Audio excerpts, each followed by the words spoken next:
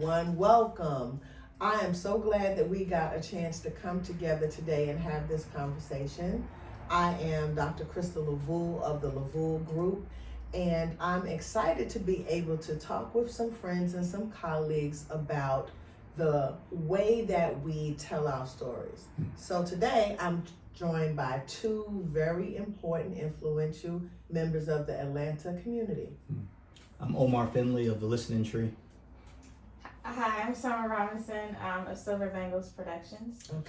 Okay. And one of the things that I really wanted us to talk about today was the power of storytelling, how we tell our stories. So I was actually listening to the news recently and heard some information about how it is important to make sure that current generations know things that happened in the past. And that made me think about the way that our community tells stories. So from my perspective and from each one of your perspectives, I really want to dig into that. I know that most of the things that I learned before I ever went to an official school. I learned at my grandmother's feet. I learned from hearing my family members discuss certain things. And then, of course, when I went to school, you learned different things in history and you got a little bit more information, but never really do I feel that full stories were told. Yeah. What about you all? Yeah, for me, honestly, it's just the exact same way. Mm-hmm. You know, I learned from my grandma, my mom, my aunties, different people, you know, around the neighborhood. And then I went out into the world, you know, and the story is almost never fully told because the authors are usually not from our community. Okay. And so that's actually one of the main reasons that we opened the Listening Tree. Was we realized that our next generation needed to have a reservoir of information that was Black authored. Right. You follow me? Because without our authorship, then we don't get the unsaid things that go with what we read, right? We don't get the things that would inform people of the culture behind the words that are being written on the page or being said on the screen. And so that's what I saw, is that we needed Black authorship so that when the story is told, the things that you generally don't include, the things that get edited out by your larger publishing companies, they won't be edited out. Right. We'll get our full story. Right. Okay. Does that make sense? So the books that you have here at the Listening Tree, and we're sitting in the Listening Tree right now. Yeah. So the books that you have are all by Black authors. That's right. Okay. So having an opportunity to have this concentration of books that are written by Black individuals, and is that the audience that they're writing to? They're writing to everyone. Okay. So it's important to understand that we want everybody to read our books. Like, you know, like they're classics. You know, what's one of the Rudyard Kipling, right? Right? Everybody knows that. Everybody knows that poem. Rudyard Kipling's not Black. Right. But the poem is effective. Right. The poem is infectious. You know, after you read it, it's like, I am inspired. I'm going to do something with my life, you know? Right. And we want our material to be promoted in that fashion. And so in order to do that, I think we needed an institution to do it. And that's where you get the Listening Tree. That's where you get the Black bookstore. Okay. Because in general, you're not going to get this kind of support from the larger entities, I won't say their names, right? But you're not gonna get the support because their bottom line is profit, right? So the audience many times they think won't buy the stuff, right? Until they find out they will. Does that make sense? Until you create Black Panther, you follow me, and it does better than everything, right? But generally, we're waiting on that. What do we do with that lost time? Does that make sense? And so we don't want to lose time. I don't want to argue with everyone else. No, we'll set it up we're Black authored, we're going to do business with our people, but we write these stories for everybody else to read them. For everybody to read. Everybody to read them, because these stories are great for everyone. Okay. Yeah. So what's your spin? So for me, I've been a storyteller my whole life. I've been writing my whole life, reading my whole life. I love films. I'm a filmmaker. And so I started Silver Bangles Productions, which is my company, because I wanted to have a place to focus on storytelling to inspire intergenerational African diasporic healing. I think as the African diaspora, a lot of times we hear stories about African Americans. We get a single story narrative about what's happening in Africa. And in general, all of it really across the diaspora are single story narratives that aren't told from our own perspective or are tweaked and manipulated to try to make us think something differently about ourselves and about each other. So my company focuses on doing this healing through book publications, helping people publish their books, programming, productions. We do film productions, we do documentary productions, we create experiences, we have retreats. And so really just empowering people to find the power and the beauty and the nuance in their own story and have the resources and tools to tell it through whatever medium they choose, whether it is book publication, whether it is film production, whether it is a program. So I'm really passionate about storytelling and just honoring the power in that. Because a lot of times people will try to make you think that, you know, there's no significance in your story, or it doesn't matter, you know, this happened so many years ago. But stories create, the stories that we're told create, you know, it determines what we think about ourselves and each other, how we interact with each other, how we carry ourselves. So that's my take on it. That's beautiful. That's beautiful. You know, I wanna. It's so. I think what you said was so important when you talked about healing the community through our stories, because I think that we are in a state of trying to keep up with people all the time, and we don't understand our own value. And I think when you're able to tell your own story and you don't rush it, right? The greatest movies, the greatest films that you ever see, they took forever to write. They took a huge budget to make, right? And they took the time to make sure every detail was taken care of, right on down to what's you know, the scene and everything, you know? And so it's like a healing story is a story that you take your time to write, that you don't worry about what the profit will be. But when it's incredible like that, the bottom line is it's a great story. Who doesn't like a great story, right? And that's the reality. And so I just think that when you talk about healing, that's so important, right? It's so important that you can't jump up. You know, if somebody breaks their leg and they're playing basketball, well then you have to heal first before you get back on the court. And many times I think that we're walking around every day unhealed, trying to survive in this capitalistic system. Does that make sense? And so the story that we tell and the story that we read and the way we connect and, you know, send and receive, I think it is a healing. I do. My connection is a little different in the sense that the work that we do with the LaVoulle group focuses on creative educational programming. And what that means for a lot of people is focusing on what happens in schools and working with teachers directly and principals to help them see that when you have to teach the curriculum, there are many ways to do that. And so it's tapping into books written like the books that you carry at the listening tree. It's giving students an opportunity to understand that they can tell their own stories, like with Silver Bangles. It's helping all members of the educational community see that there's nothing that's really written that says this is not allowed. So we give you tips and tools to do that, to say, if you need to teach a narrative, let me show you these different ways that you can inspire students to do it.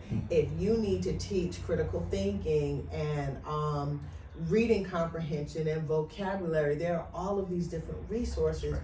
that you may not have been given by the district, Yeah. but are still able to use Mm. to teach what you're trying to teach. Mm-hmm. And by using these different mediums, you're actually inspiring the students. Going back to now what both of you are saying, to see, I'm looking at this book and reading this book and learning vocabulary, and I'm learning about this character who looks like me. Yeah. Or it's written from the perspective of someone who could be my father or my mother or my grandmother or my uncle.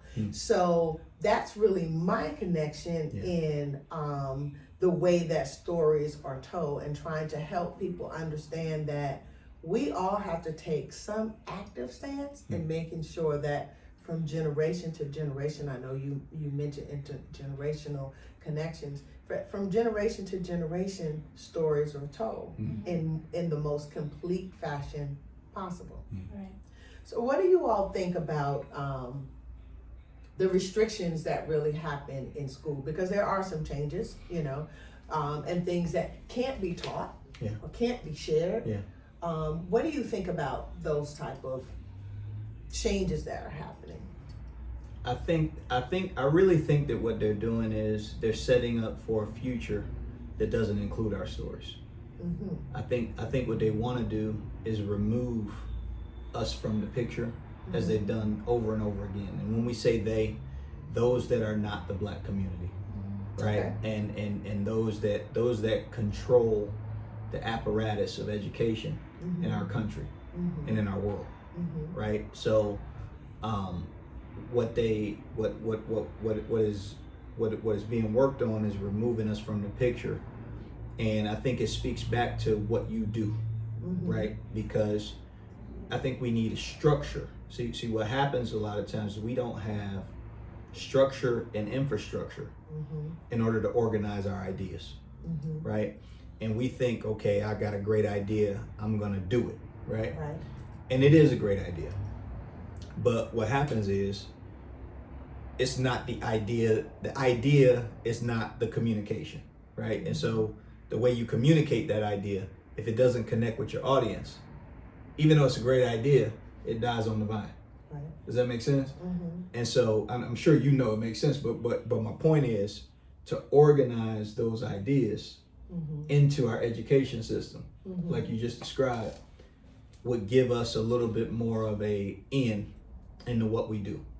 Okay. And so I think that speaks back to also our Young Entrepreneurs Program, because again, the power of organization is to allow something to grow, right? So if you organize a business around what you do, like Silver Bangle, right? You're talking about books, but no, you're talking about a publishing company. No, you're talking about a film company, right? And so these things are incredibly needed within the community. So here we sit, the LaVoulle group, the Silver Bangle, the Listening Tree, properly aligned to do something that can be organized and give it to our community. Right. Does that make sense? Right. And so in that sense, this is what we really need. We need the LaVoulle group to sit down and show people how to take those ideas and put them into the education system the right way, in a way that's actually receivable by the student, by the instructor, by the administrator, right? Because there's a structure already exists. Right. And I wouldn't say it's a bad structure, but it's a structure that can be influenced by our stories, and actually affect our children. Does that make sense? Absolutely. And so that's what I think about that. Yeah, and I think we're gonna just see a lot more people, a lot more homeschool communities, popping up, and just a lot more community programming and businesses to kind of fill the gap that we're seeing in the education system. I mean, they're banning books left and right, and so I think a lot of parents are now going to realize that they cannot solely rely, and most people haven't for probably years, but you cannot solely rely on the school system, because it's so, it's the framework is antiquated. Yeah. And we're behind most countries. That's most countries don't even, the kids aren't even in school for 8 hours. They're out in nature. They're learning through different, ways, different mediums. So we're it's antiquated. So we need, these community organizations and these businesses and parents at home to find ways to fill the gap so that, our students aren't feeling misunderstood, misrepresented, lacking self-awareness about who they are. So that's my take on it. I think we're going to be seeing a lot of organizations, and that's one thing I do appreciate about the LaVoulle group, because you're finding ways to get this message across and these stories across in addition to the books. So not just the books, because they're banning books, but you're talking about lyrics and different songs, and so there's so many ways to still work in the system, and do the work that we need to do so that our students aren't lacking anything and missing anything, but it still works whether we're in the system or outside of the system. Well, it's like what you just said about the gap and the banning of books, right? So sitting here, if you have a book, I'll speak to the camera, but if somebody has a book that we need to carry and that we need in our community, the listening tree can carry it any day of the week. Right. We can so I think that really speaks to what we're talking about, is that we need the ownership within the community, so that should somebody decide that they're going to ban a book, no problem. Go ahead and ban it. We got it here. We got it here, right? And that I think that's so important, because we sound the alarm a lot. Does that make sense? Like we sound the alarm. Look what they're doing. Look at what they're doing. Right? Do you understand? I promise you, that's what everybody said. Look at this is what they're doing, right? Look at what they did yesterday. Look at what they did last week. Look at what they did 100 years ago, right? Everybody's saying that, right? But what solutions or what alternatives are we presenting to our community? Does that make sense? And I think the alternative is exactly what we're talking about. We control the stories. We put the stories out. We organize the stories, and you can get them right here. I feel like the mention of working within or working without the system is an important piece. We're 4 years out of COVID. I would have bet money that we would see more micro schools after COVID. I did not think that we'd have the flood of students come back to the public school system that we have had. Yeah. I thought for sure people were going to. Now we do have, especially there's a community of Black micro schools in Atlanta. But I thought it would be much more. So that's deciding I'm going to do something a little different. I'm going to go off the grid in a bit. But thinking about my own children, they went to public schools. I taught in public schools. We never really did anything private. But in addition to, they were involved in these other organizations that brought a richer cultural connection.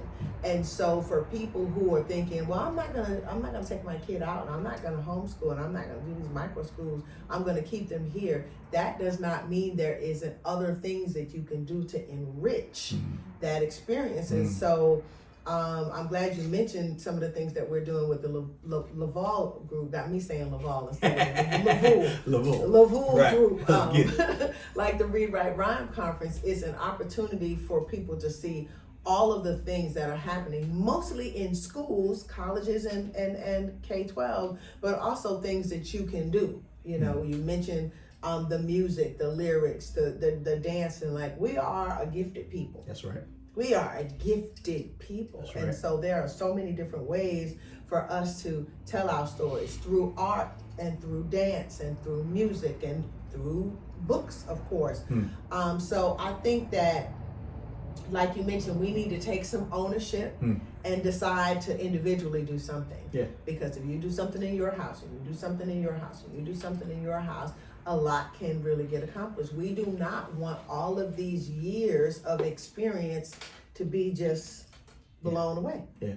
Well, there's a story developing now, right? To me, the story that's developing now is this whole idea of diversity, equity, and inclusion, right? So there's a story. We're right at the beginning. We're at the precipice of it because we have some very large companies that have included black-owned businesses on purpose. On purpose, right? And you know, for many of those that have done that, they think that they're doing us a favor.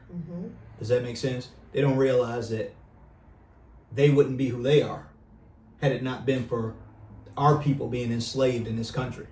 Are you understanding what I'm saying? And so, again, it's a matter of value and who values what and who values who, right? And so, to me, the story is developing that, oh, we're not gonna move on that anymore. The country's going a new direction. We're gonna let you go. Okay, sayonara. Because at the end of the day, I think we need to take control of that narrative. I think this is a huge opportunity for our community to find ways to help these companies that are being, really just kind of like kicked out by these larger companies who have written contracts, right? But they have a great company. Does that make sense? And I think it was part of the plan, right? Even in including black businesses in their organizations to increase the size and to increase the daily costs of the company, so that when they let them go, they didn't have anywhere to go. Does that make sense? So you have a huge rise and then a more incredible fall. And so now it takes that much more to put it back together to make it work, because you're trying to hold on to a system that wasn't set for you in the first place. Right? And so what I'm saying is we need to take control of the narrative, number one, of the story, but number two, of actually having an infrastructure for those businesses to come into, and that we can deliver to customers those same exact products, right? Those same exact products that people are buying today when they go into Target, when they go into Walmart, right? We can organize that, right? And do it from where we are. I feel that there is a good opportunity here. I feel like we have so many creatives and we have so many businesses and smaller businesses. What we do need is a systematic way of pulling our resources together. That's right. So that we can help each other and support each other, because we have an incredible buying power. Yeah. But I think we need to be a little bit more focused and together with what we're doing. That's right. And I for me, that's again where the Young Entrepreneurs come in. Young Entrepreneurs Program. We also have the Parent Entrepreneurs Program. It's organizing our approach to starting our businesses, so that if we decide we're gonna do business together, at a minimum we have these documents, this documentation, this setup, this organization, so that when we do business together, we know how to do it. I think that's one of the biggest challenges you're talking about, is how do we come together? Right. We if we're not organized in a way that is systematic, like you just said, right? So if our system, if we've organized ourselves correctly in a systematic way, well, then when we do business together, we can come to the table, talk about who's getting paid what work is going to get done. Are you following me? And then from there, move forward. That makes sense? That's what I see, is that we need to see that. But from where I sit and what I can offer is our Young Entrepreneurs Program, is our Parent Entrepreneurs Program, and of course the books that people read here as well. I want to ask a question, shifting our conversation a bit. Ms. Robinson, I've seen a couple of things that you've posted about working with young women and getting them to tell their stories. Can you talk a little bit about why young women and what you envision happening with this group of women? So, yes, thank you for that question. So a young woman. I'm in my late 20s, I guess, at this point. And, you know, I'm an avid journaler. I've been journaling my whole life. And over the past few years, I have just learned that there's so much yet to be understood about my own self. Like, wow. I had this idea of who I was or how I wanted to be perceived, and the past, you know, 2 or 3 years, I've just been learning like where that comes from, aspects of people pleasing that has shaped my life and my journey, my experiences, understanding the ancestral DNA that lives in me and, you know, shapes who I am. And so I realized, like, hey, I'm only 27. I have a book already in me. That means everybody else probably does too, because I always grew up thinking like, oh, you know, I have an ordinary life. I used to think that in order to write a book or have a movie made about your life, either you need to be a celebrity, you need to be a politician, you need to be some type of public figure, or you needed to have like the most, you know, like a really super traumatic story or a really super great story. Like you grew up with, you know, a wealthy family and you lived in Paris and you lived in the Caribbean and you lived in Germany, and you just by the age of 10 you know, just traveled all over the world, and you know, you had a butler and driver and you were telling him what to do when you were only 7 years old. Or, you know, a really tragic story, like just, you know, a lot of trauma and, you know, tragedy and things like that. So I always thought, like, you know, I don't really have that much of a story. You know, I knew that I always loved stories and I love to write and I love to reflect, but I never thought that I had a story worth telling. And on top of that, I didn't think that I had a story worth discovering within my own self. So I'm like, well, if my ordinary self, which is clearly not so ordinary, That's right. has all of this inside me and has a story, that means chances are literally everybody else does too. And I want to encourage young women, but especially young Black women, because I feel like we have even less of an opportunity to sit with our own selves, our own thoughts, because we're expected to just have it all together and to be go, super women, all that kind of stuff. So I really want to encourage younger Black women, you know, 20s, 30s, to really go within and find the story within their own self. Understand that there is something there, and healing can take place through that discovery. So I think that, you know, when you share your story, you do so much for others because you build community in that people can relate to aspects of your story and find deeper levels of understanding within their own selves from reading your story. But the first reason that you write your story, it must be for yourself. It has to be for you first. So that's one thing that Silver Bangles focuses on, being, you know, pretty much like an indie publishing company. We're focused on your healing, whereas these larger publishing companies may be focused on profit, as you mentioned earlier, and just what's going to be the most extravagant story, what's going to be a New York Times bestseller.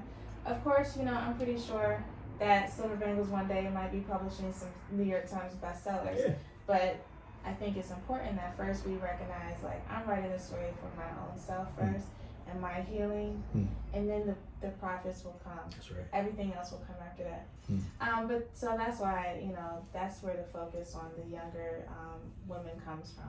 You know, I want to speak to that because I think, so for example, we're sitting in the listening tree, right? We have roughly about 350 titles.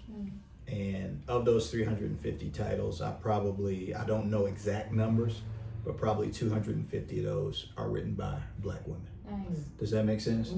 And what I see about that is that, you know, I learned so much from my grandmother, you know, so much from my mother, right? So much from my sisters. I grew up in a house with I got 4 sisters, and then there's me. Oh, wow. Right? But the two of my sisters were already gone, but the other 2 was right there with me. But I learned from a lot of women. Does that make sense? Even when I went to school, you know, I had these teachers. They were women, right? And then we had a few men, right? But it was mostly women, and it was Black women. And so when I think of who tells a story the best, right? And I just gotta be honest, right? It's the feminine aspect of storytelling, in my personal opinion, that really kind of gels the story and makes the story kind of glue together, and something that we can connect to. Right. And I think that's an incredible thing to be told, because what happens now is, I love the word that you keep using when you say understand, because our women, our Black women, as a man, I will tell you, need to understand themselves at this very point, because at this moment, we have moved into a mentality of operating by someone else's standards, and I think our women are exhausting themselves. If that makes sense. I think our women are, like you said, superwoman and all this other. I think you don't have to be that. I think that we have men. I think that we have women, and I think that the feminine and the masculine are something that is beautiful. Does that make sense? Yep. And I think that the reality is, we can't raise a new generation without the understanding of our women. Does that make sense? And so I just wanted to speak to that, because that touched me. To sit here and listen and hear that, That as I'm listening to both of you, I'm thinking about, and I'm trying to get it right, Tupac, when he said, it's time to be real to our women. Heal our women. Yeah. Do we hate our women? Yeah. Every time I would hear that, because they still play it on the radio, I don't think that landed deeply enough with people, and I definitely am not trying to take the conversation in down that road. No problem. But every time I would hear those words, I would say, sometimes it does seem like, it is time to heal. Yeah. We need to come together. We need to focus on wellness. What does that mean for each one of us? We need to be in a place, because it's really hard to have healthy children when we don't have healthy parents. That's right. It's really difficult to say, well, why isn't your son or daughter doing well in school and this, that, and the third, when they are surrounded by chaos? You know what I mean? So we just really need to focus on healing. And what does that mean? Yeah. Wellness. What does that mean? Being okay with saying enough. Yeah. When they say no is a complete sentence, no. That's right. I don't need to give you a reason. No, I'm not available. Yeah. No, I need time. This is my time to kind of get myself together. Woosah, whatever you want to call it. And I think that we need to understand that about ourselves and about other people. People, especially at work, will try to make you feel guilty for saying, I need a moment. Yeah. Why you need a moment? You need to give. What do they say? You cannot pour from an empty cup. That's right. So you have to take a moment and own that. Yeah. And I feel like we need to support each other in give her a moment. Give him a moment. Just wait. Yeah. Relax a minute. Let's all just take a deep breath for a second, because people are still committing suicide every day. That's right. People are still stressed out and taking other lives. Yeah. Because they didn't have that moment to get it together or do that inner work within themselves to kind of get grounded. Yeah. I think that speaks to what you were saying earlier about our next generation and how we raise them. Here at the Listening Tree, I have a word that we use. It's called child-centric, right? That everything we do, everything we put out, everything that we talk about should be child-centric. And I think that when we focus on the next generation, I think we improve ourselves.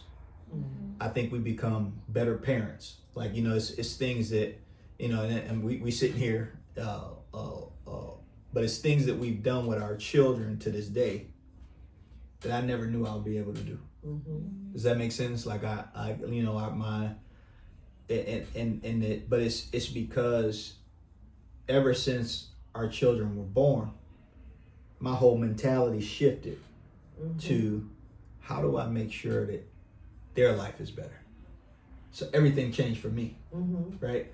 And I think we need that mentality to be consistent, constant within it needs to be a mindset that we are focused on. What do we do, or how do we use what we know to transfer it to the next generation? Because when I think of people like Malcolm X, I think of people like Marcus Garvey. What I think about is look at what they were able to do in that time. That makes sense. And then we look at today. A lot of that information was not transferred as good as it could be. Yeah. Does that make sense? Same with Martin Luther King. He's an incredible leader, but all of this movement is killed because they killed a person, right? But the person is not the system. Does that make sense? And so, healing and next generation and children, I think it all starts right here. We do something through the LaVoulle group called Educators Who Love to Travel. And a lot of people know us for our cruise conference, which we do annually. But in addition to the cruise conference, we go to particular destinations. Last year we went to Morocco. This year we're going to Costa Rica. But the purpose of that is to have balance, right? To know that you work, you're an educator, you do these wonderful things, but you also are a person. That's right. So we spend some of that time, particularly on the cruise conference, focusing on financial wellness, focusing on our physical body. So we have people who lead us in fitness routines. We focus on having an opportunity to begin your memoir. Like Silver Bangles is going to be on the upcoming cruise conference, but understanding that we are people and we have all of these different things that make us, and it's not just work, it's not just kids, it's not just spouse, it's all of these different things, and make so us up who we are. Right. I feel like that's a work of love because I recognize that yes, I want to have a vacation. Yes, I want to travel. I want to do all these things, but I also want to connect with people who get it. Come on. Who get that these things are important, who don't feel like, oh, I don't take a vacation, I don't leave, because I have so much work to do. I feel that's unhealthy. That's an unhealthy statement to even make. And so I really celebrate with people who understand this is what I need. I need to get away. And you don't have to go on a cruise or travel to New Mexico or wherever, but you need to do something that gives you an opportunity to get grounded. Oh, that's get good. Grounded. Yeah. That's good. I totally agree. I know sometimes I go hard on one side, but I can tell you I think that's what we've been talking about the whole time is how do we balance ourselves, right? And I think, like you said, we start with our stories. Yeah. We begin by making sure that we don't leave ourselves out, and then try to keep up with folks who have no intention, right? Have no intention of including us, right? And then when they do include us, it's at arm's length. Are you following me? The other it's thing never. that I want to say is when we see a story, especially a story that's different, we need to show up and show out for that. For that filmmaker, for example, when we have an opportunity, because we don't talk about indie films enough. I feel like when someone has brought a story that we don't see every single day. We all need to get behind it. We get behind other stories that make us laugh, but we don't get behind these lesser known stories, if you will. And I feel like that's something that that we can do and influence by saying, I'm gonna go see it, and I'm gonna tell 3 people to go see it. Yeah. I'm gonna get 4 people to come with me to go see it. And I can't think of a name. I don't know if I even want to mention a particular name, but there are stories where they show us as being healthy families, right? Or, you know, we see that some of us actually did live in these different parts of the world, and some Black and brown families did have these experiences that you don't see in sitcoms. That's right. So when someone makes a film, go see it. That's right.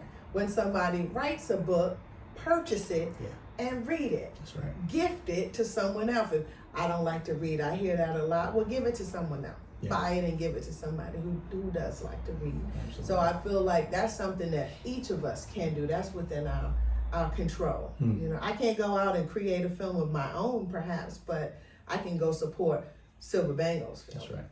You know, That's right. I may not start a bookstore, but I can bring my kids to your bookstore. Amen. You know, I can purchase books from your bookstore for my niece and nephew. I don't have to go to Amazon. Yeah.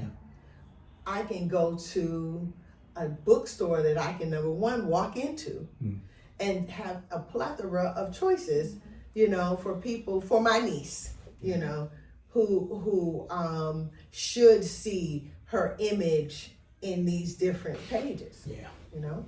Yeah. Agreed.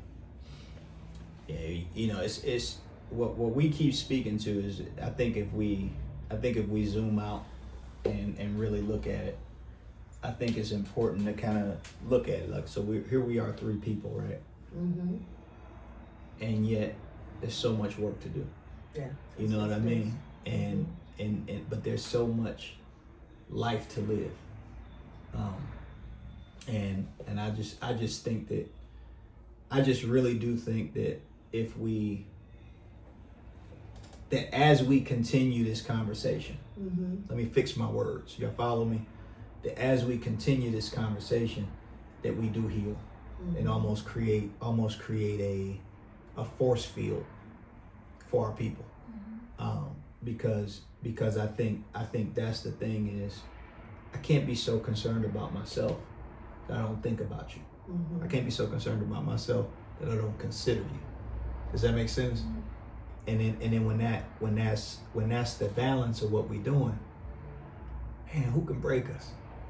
I mean, I honestly like, really, who can break us? Like you have to. I've heard the statement that the enemy can't break if there's no enemy within. Right?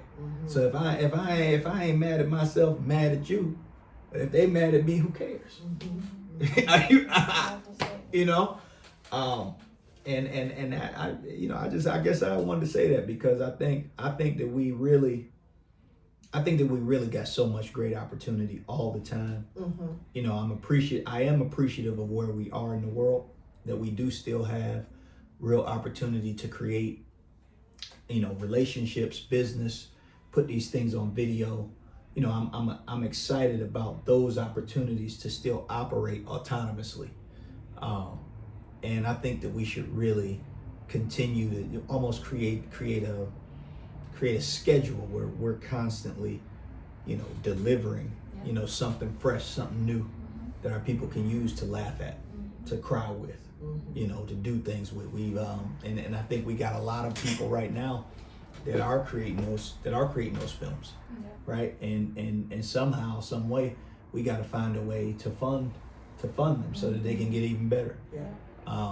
And that's I love us, right? I love who we are and what we can do as a people.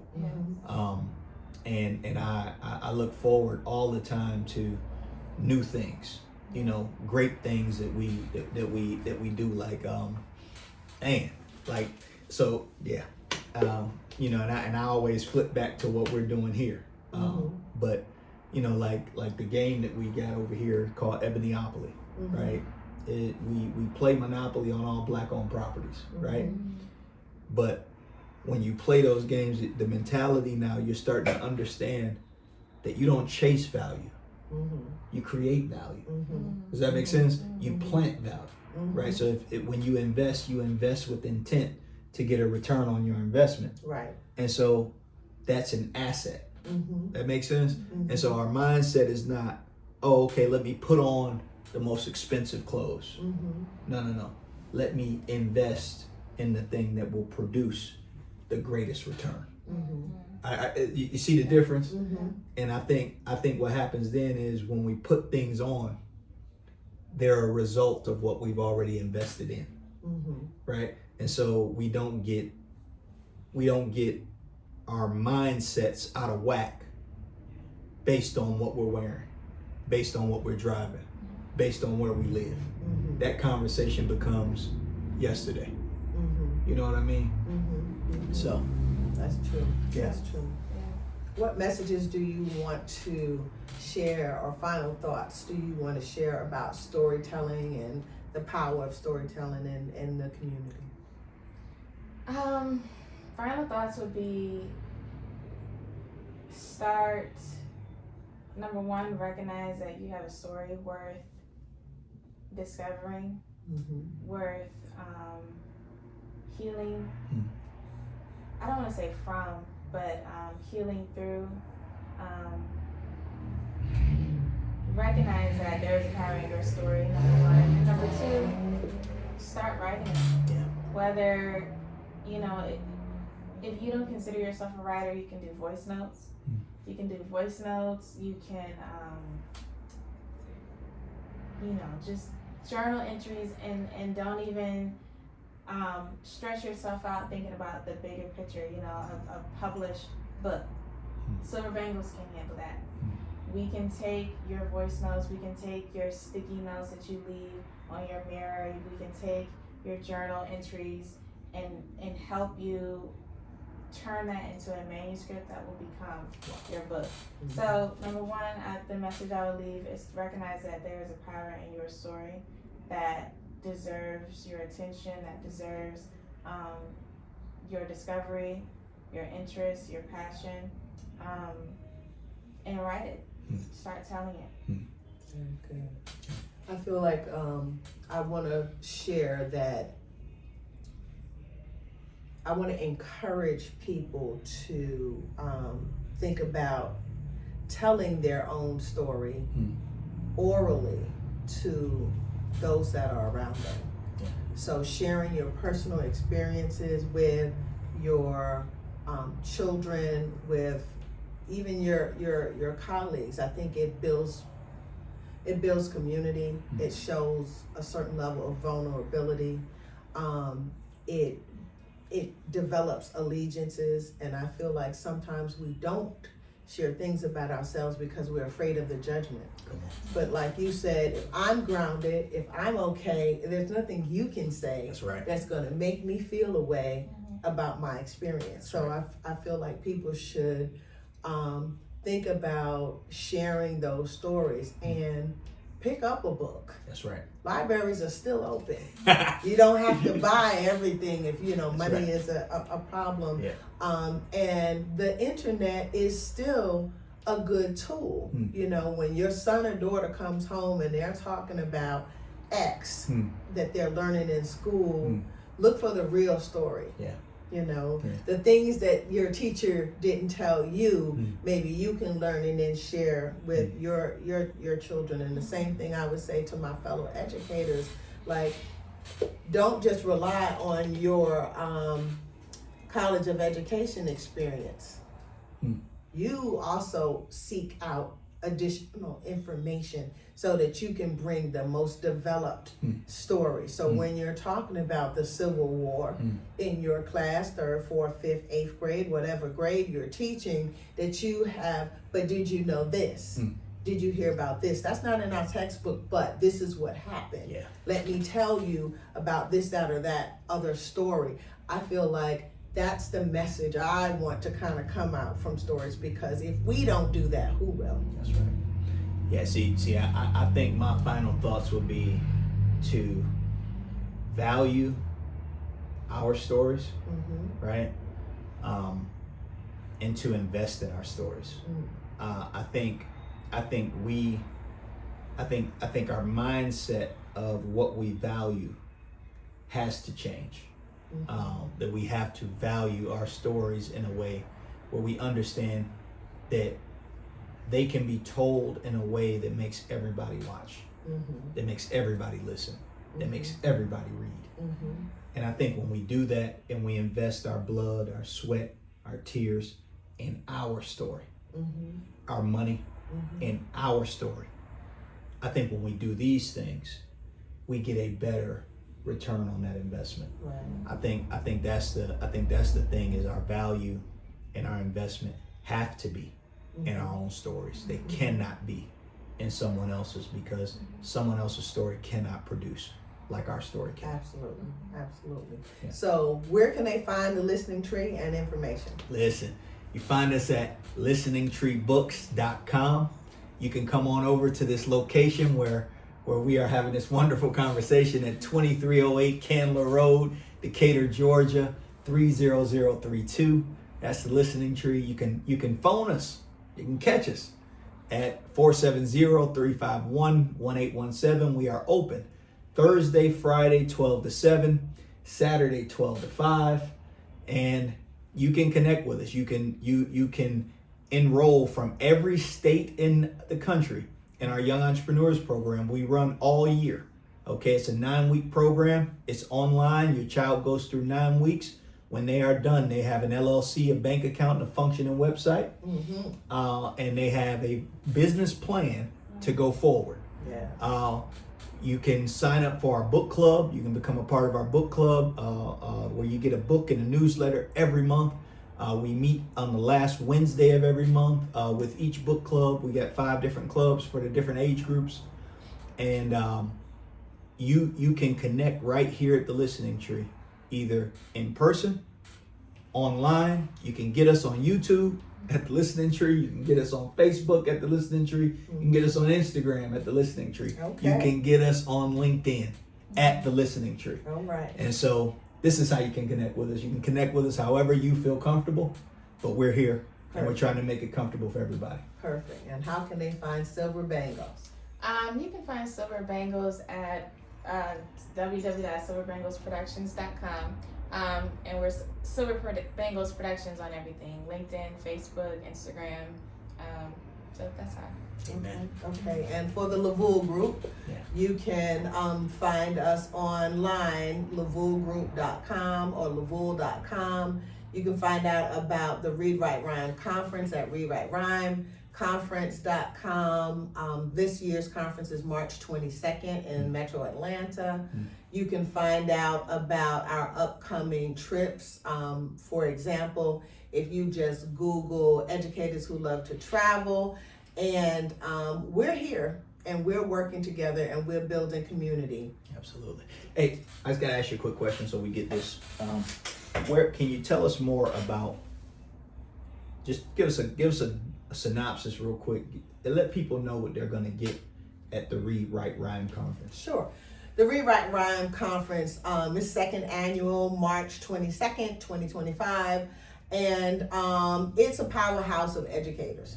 So K-12 educators, teachers, principals, counselors, as well as university personnel. And we're coming together to talk about strengthening the educational community under or using the bridge of hip hop culture as a guide. And so everyone who is going to be there is going to have some connection or be a part of the hip hop community in some way, shape, or form. So the concurrent sessions are going to really focus on ways that people are using or have used different elements of hip hop. So we're going way past analyzing lyrics in your English class. We're talking about different ways that hip hop culture is used in STEM and STEAM, ways that people are using graffiti art to really tell a story, the way that different lyrics are used for narrative writing. We're talking about ways that school leaders are creating a community where this is a welcome strategy, because that's another thing that we run into with the LaVoulle group is that sounds good in this community, but I can't do it in mine. Oh, but of course you can, because it's no limit. You might not want to use some X-rated lyrics in your class, of course, with your children, but you can use different concepts because hip hop touches almost every element of life. Yes, it does. At this point, 50 years in. And so we embrace all of these things from an educational perspective, if you will. We have panelists who really talk about different things. Last year's panel included international educators. A lot of teachers, especially 10, 15 years in, are ready for something different. And so we talked about, well, what does that look like if I want to teach in the UAE or go to China or Japan or Brazil, Mexico, wherever, and teach. So we had people who really said, well, I've been there, done that. Let me tell you about my experiences. We had people who were really interested in, okay, I've taught 15 years, I'm ready to be a school principal. So we had school leaders talk about their journeys and what that looked like. And we have returning again this year a panel called Women Who Wow. And that's women who are dynamic in their own right, and they do all of these amazing cool things, and we talk about that. This year we're going to have a panel that focuses on men who are doing dynamic things, really. So there are many of them. Right. We can never forget our brothers, ever, never, never. So they're talking about the different ways that, you know, they give into the community and develop, and they just do amazing things. And so the Rewrite Rhyme Conference, it's new, it's our second year doing it, but it is not to be missed because this is our educational conference. Absolutely. And we focus on how we think we should help Black and brown children. That's right. Amen. And then I got one more question for you, Summer, is you know, if somebody wants to, you know, create a story, you know, if somebody has a story that they want to tell, how do they really, you know, how do they connect with Silver Bangle, and what is the process by which they can come into and connect with Silver Bangle? Right. So I know I've been talking about memoir publication a lot, but we do all types of publication. We do children's books, we do self-help, but we're very passionate and we inspire people to go through the journey of writing their memoir. But the services that we offer are, of course, publication, but we also do manuscript editing for people who want to just write the story, but they're not sure yet if they want to put it out there for the world, but they just want to write a manuscript, and so they want it edited. We do author coaching for people who have these different ideas, but they need help and guidance through the process of writing the manuscript. So that's monthly virtual sessions where we sit and we work with the writer to help them turn their idea into a fully fleshed out manuscript. What else? We do marketing. So these are usually for people who have already self-published their book, but it's not getting the traction that they would like it to get. Yeah. So we register every book with the Library of Congress so that it could be available in libraries. We do a 30-day marketing tour where we're going around and we're sending press releases and we're talking to bookstore owners such as the Listening Tree to get these books in the stores. We're setting up book signings, public readings, different things like that. And then of course we have a full package service that does any combination of these things. So that's how people can get involved if they have a story that they want to tell, but they need more information, they need some guidance. We call us and then we can move forward. That's awesome. That's awesome. Listen, man, it's been great sitting here talking with y'all. Absolutely, it has. So glad we did it. You know, I just want everybody to know, if you're listening, you can find these services right here at the Listening Tree. You can find everything that they're doing. I'm working with both of them, and they're wonderful to work with, wonderful to talk to. Thank you. And I think this has been a wonderful conversation, and I think we really got the message out today. Would you say? I think so. Yeah. I think so. And if we didn't, we will continue the conversation again. Yeah. Amen. All We right. talk to y'all. Thank Come you. get with us. Bye. Bye. Absolutely. Okay. That's great. That was good. That was an hour.